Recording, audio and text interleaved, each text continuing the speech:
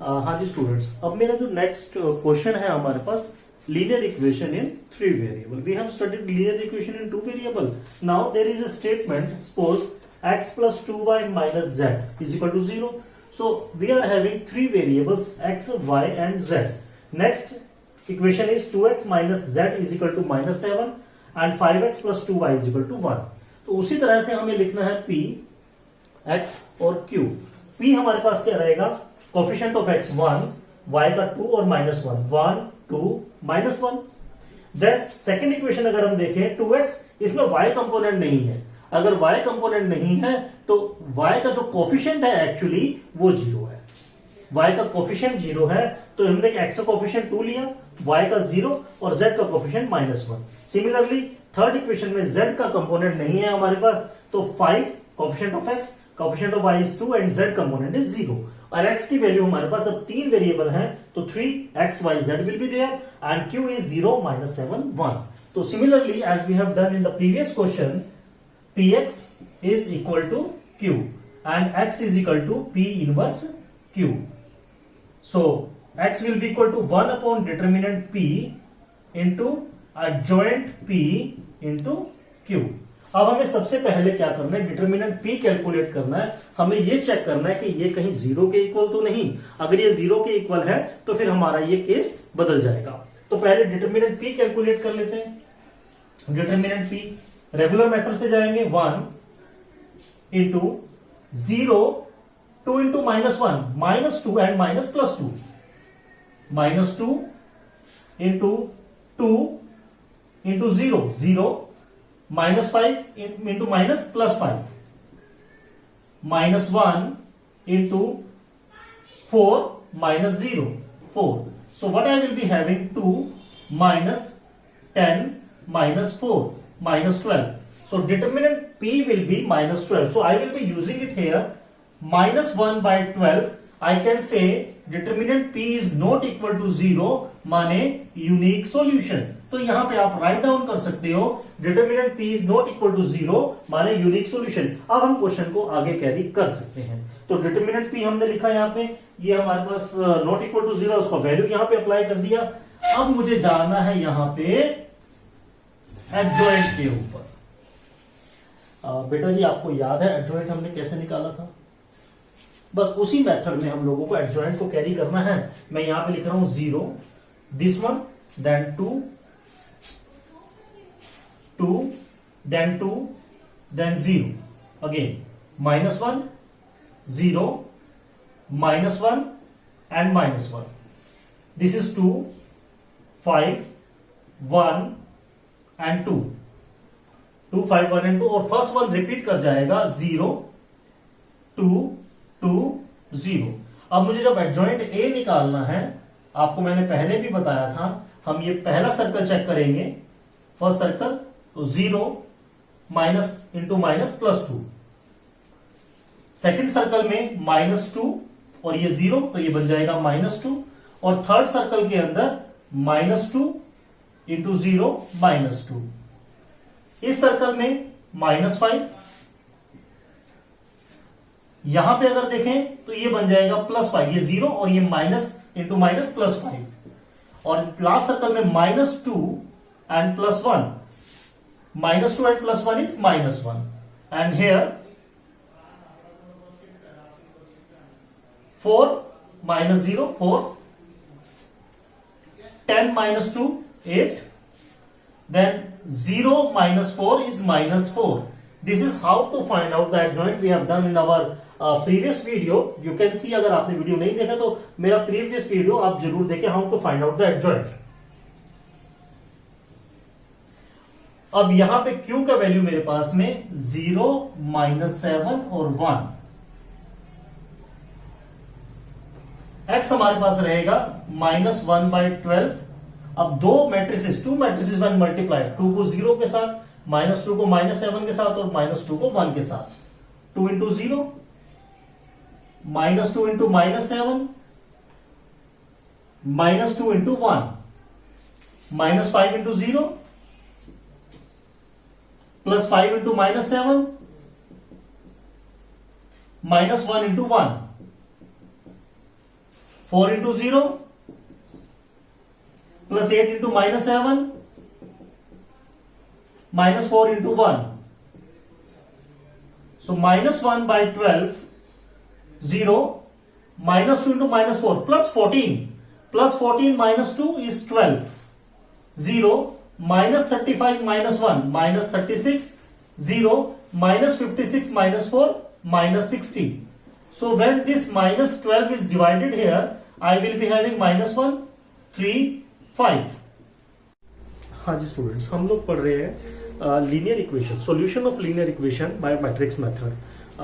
To variable में we have done the question. Now we are studying how to solve the linear equation in three variables. My first statement here is, we have done one statement earlier. Now this statement is a is equal to 1 1 1 1 2 minus 3 2 minus 1 3.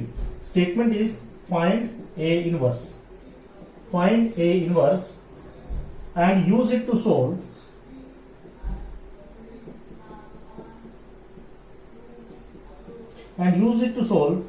x plus y plus 2z is equal to 0, x plus 2y minus z is equal to 9, and x minus 3y plus 3z is equal to minus 14.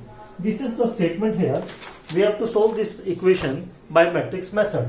तो matrix method में सबसे पहले इसने बोला the matrix is given to us, find a inverse. हमें A inverse find out करना है. तो A इनवर्स के लिए आपको पता है सबसे पहले मुझे क्या फाइंड आउट करना पड़ेगा, डिटर्मिनेंट ए. डिटर्मिनेंट ए के लिए जाएंगे 1 इंटू फर्स्ट और फर्स्ट कॉलम ड्रॉप करेंगे, 3 2 6 माइनस 3 माइनस 1, फर्स्ट और सेकंड कॉलम ड्रॉप करेंगे 3 plus 6, then plus 1 minus 1 minus 4 minus 5. So I will be having 3 minus 9 minus 5. So it will be minus 14 plus 3 minus 11. Determinant A is 11. Determinant is not equal to 0. माने unique solution. Determinant A is not equal to 0 माने unique solution. अब हमें अगर A inverse निकालना है तो adjoint A निकालना पड़ेगा. तो what is the adjoint A here? Adjoint A. तो मैंने एक मेथड आपको बताया था, उसी शॉर्टकट मेथड के साथ मैं यहां पे जाऊंगा. यहां से स्टार्ट करेंगे 2 minus 1 1 2 minus 3 3 1 minus 3, then 1 2 1 1 1 2 1 1. उसके बाद फिर से फर्स्ट वन रिपीट, 2 minus 1 1 2. सो जब हम जाएंगे पहले इसके साथ सोल्व करेंगे. 3 2 6 minus 3 3. अब इसके साथ जाएंगे minus 1 into minus 3 minus 4, then last one minus 3 into minus 2 minus 5, then this one minus 6 minus 3 minus 9, 3 minus 2 1 1 plus 3 4, minus 1 minus 4 minus 5, 2 plus 1 3, and 2 minus 1 1. So we can say A inverse is equal to 1 upon determinant A into adjoint A. This is A inverse माने minus 1 upon 11 into 3 minus 4 minus 5 minus 9 1 4 and minus 5 3 1. This is A inverse. This is said to us. A is this, find A inverse. So we have calculated A inverse. This is what we have done. ठीक है बेटा. अब हमें उसने बोला and use it to solve. अब हमें इसको यूज करना है, इस इक्वेशन जो linear equation 3 variable x y z की फॉर्म में हमें इसको सोल्व करना है with the help of A inverse. तो आपको याद होगा हमने आपको बताया था सबसे पहले आपको इक्वेशन जब राइट डाउन करेंगे x plus y plus 2z is equal to 0 x plus 2y minus z is equal to 9 and x minus 3y plus 3z is equal to minus 14. This is given to us here. तो सबसे पहले हमें लिखना है p is equal to 1 1 2 1 2 minus 1 and 1 minus 3 3. X here is small x, small y, small z, the variables, and q is equal to 0 9 minus 14. In my next step, px is equal to q and x is equal to p inverse q. x की value हमारे पास है p inverse q. अब p inverse तो हमारे पास नहीं है, हम यहां पे फाइंड आउट भी नहीं करेंगे. p इनवर्स यहां से फाइंड आउट नहीं करेंगे. हमने ये जो गिवन आपको है a, इसकी हेल्प से हमें p इनवर्स को फाइंड आउट करना है. तो बड़े ध्यान से देखेंगे, is there any relationship between this a and this p? क्या कोई रिलेशनशिप है? जैसे ये देखेंगे, ये 1 1 2 और ये 1 1 1, लेकिन ये 1 1 1 2 जो रो है p की, वो a का कॉलम है. दोबारा देख लेते हैं, 1 2 minus 1 1 2 minus 1, यस. तो हम कह सकते हैं p और a का आपस में रिलेशनशिप क्या हुआ? p is equal to a transpose. अगर a का ट्रांसपोज करेंगे तो p आ जाएगा, रो को कॉलम बना लेंगे. तो हमें p इनवर्स कैलकुलेट करना है, that is a transpose inverse.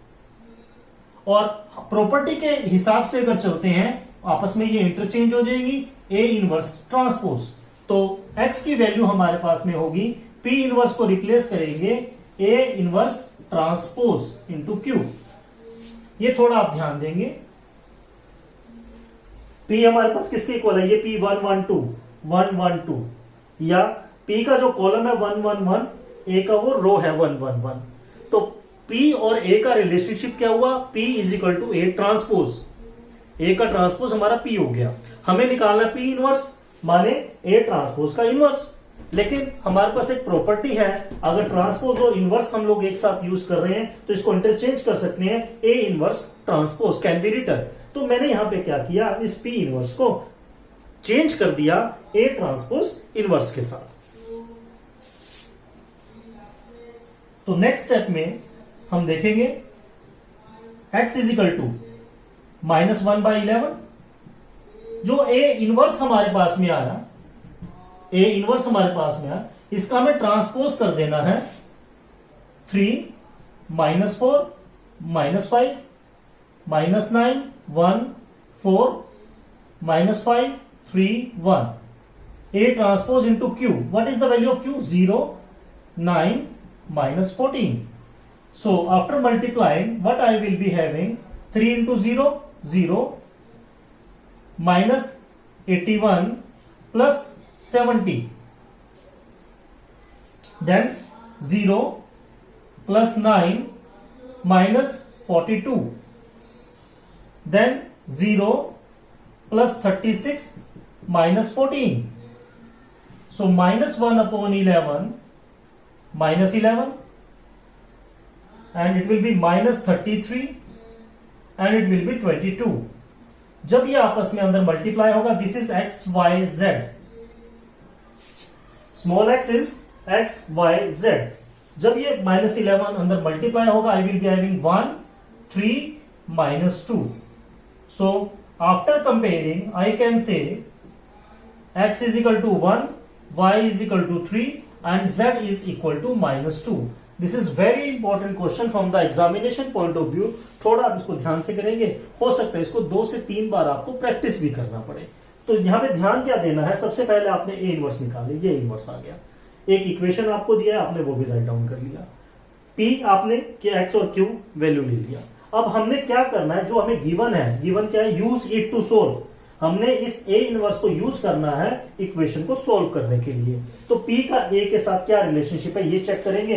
तो रिलेशनशिप हमने यहाँ पे देखा, ये ट्रांसपोज रिलेशनशिप है. ट्रांसपोज रिलेशनशिप माने इनवर्स करेंगे तो जो ट्रांसपोज है वो आपस में इंटरशिफ्ट कर जाएगा, उसको हमने यहाँ पे यूज कर लेना है. हाँ जी स्टूडेंट, अब मेरा जो नेक्स्ट स्टेटमेंट है, अभी हमने इनवर्स ट्रांसपोज के साथ में किया. अभी हमारे पास जो स्टेटमेंट है, हमें a गिवन है समथिंग, b गिवन है something. Statement is find A B, मतलब दोनों का हमें प्रोडक्ट फाइंड आउट करना है and use it to solve. और उस प्रोडक्ट को हमने यूज करना है इस इक्वेशन को, कोई भी इक्वेशन हमें दिया होगा इसको हमें सोल्व करना है, ठीक है। तो हमारे पास जो स्टेटमेंट है a is 1 minus 1 0 2 3 4 0 1 2 and b is 2 2 minus 4 and something। हमें सबसे पहले क्या कहा गया, what is said to us, find ab।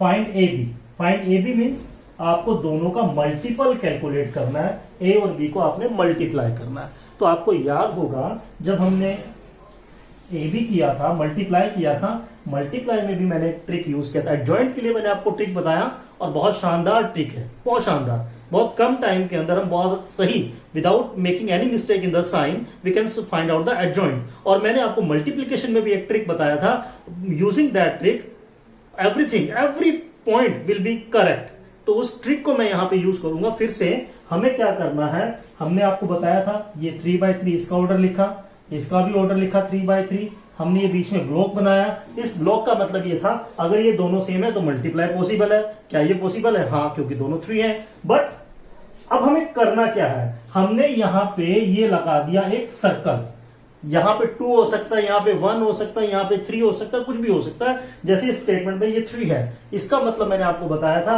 जितना भी नंबर यहां पे होगा पहली मैट्रिसेस को आपने उतने ही टाइम्स लिखना है, उतने ही बार लिखना है हमने। तो मैं यहां पे लिख रहा हूं 1 -1 0 2 3 4 0 1 2। फिर से मैं लिखूंगा 1 -1 0 2 3 4 0 1 2।